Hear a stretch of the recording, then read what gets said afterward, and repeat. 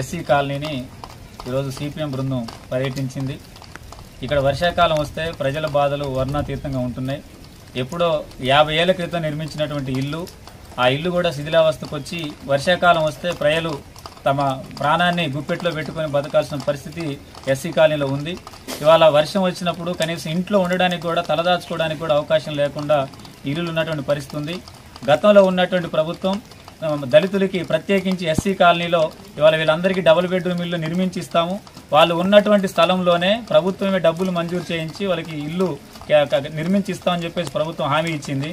కానీ ప్రభుత్వాలు మారుతున్నాయి తప్ప ఈ ఎస్సీ కాలనీలో ఉన్నటువంటి ప్రజల బ్రతుకులు మాత్రం మారట్లేదు. వాళ్ళ ఇంటి సమస్యకు మాత్రం మోక్షం అనేది దొరకట్లేదు. ఇప్పటికీ ప్రజలు ఓవైపున వర్షం వస్తూ ఉంటే ఆ వర్షంలో ఉన్నటువంటి నీళ్లు ఈ ఇళ్లలోకి వస్తున్నా సరే ఆ నీళ్ళని పక్కకు తొలగించుకుంటూ జీవనం గడపాల్సిన పరిస్థితి వచ్చింది. పై పెచ్చులు ఊడి ఎక్కడ ప్రజల మీద పడతాయనేటువంటి భయాందోళనలో ప్రజలు బతుకుతా ఉన్నారు. అందుకని ఇవాళ కాంగ్రెస్ ప్రభుత్వం అధికారంలోకి వచ్చి ఇందిరమ్మ ఇల్లు ఇస్తామని చెప్పి చెప్తా ఉంది. ఈ సందర్భంగా కాంగ్రెస్ ప్రభుత్వాన్ని మేము కోరుతున్నది ఏంటంటే, ప్రధానంగా ఇవాళ కాంగ్రెస్ ప్రభుత్వం కేటాయిస్తున్నటువంటి ఇందిరమ్మ ఇల్లు ఏవైతున్నాయో మొదటి దఫాలోనే ఎస్సీ కాలనీ ప్రజలకి ఇందిరమ్మ ఇల్లు మంజూరు చేయాలని, వాళ్ళ ఇంటి నిర్మాణానికి 5 లక్షల రూపాయలు కేటాయించి ఈ ఎస్సీ కాలనీ అభివృద్ధికి ప్రభుత్వం నిధులు మంజూరు చేయాలని, ఆ రకంగా ఇక్కడ ఇళ్ల నిర్మాణం కోసం ప్రభుత్వం సహకరించాలని చెప్పేసి ప్రభుత్వం విజ్ఞప్తి చేస్తా ఉన్నాం. ఏళ్ల తరబడి ఇవాళ ప్రజలు వేడుకుంటున్నారు ప్రభుత్వాన్ని.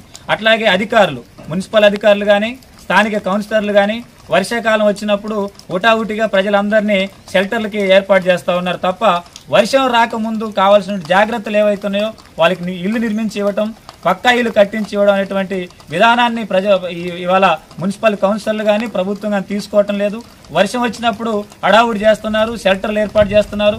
ఆ షెల్టర్లు ఏర్పాటు చేసే దగ్గర కూడా మౌలిక సదుపాయాలు కల్పించడం లేదు. వాళ్ళు మంచినీళ్ళకి, అన్నానికి అనేక రకాల ఇబ్బందులు పడాల్సిన పరిస్థితి ఏర్పడింది. అందుకని ఇవాళ వర్షం వచ్చినప్పుడు కప్పలు బెకబెకమన్నట్టు వర్షాకాలం వచ్చి హడావుడి చేయటం కాకుండా ఒక శాశ్వత పరిష్కారం, ఈ ఎస్సీ కాలనీకి ఒక శాశ్వత పరిష్కారం చూపించే విధంగా వాళ్ళకి పక్కా ఇల్లు నిర్మించి ఇవ్వాలని చెప్పేసి సిపిఎం పార్టీ డిమాండ్ చేస్తోంది.